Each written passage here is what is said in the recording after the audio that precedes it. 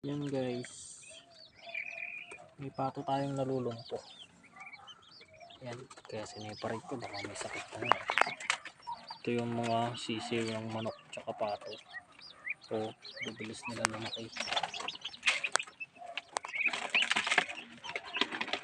Tatakaw pa.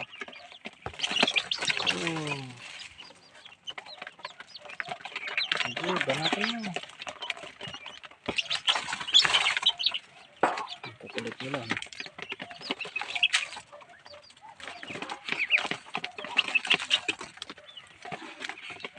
Pito. May 7-8 pala. Walang manok, 7 sisiw ng pato. Ayan.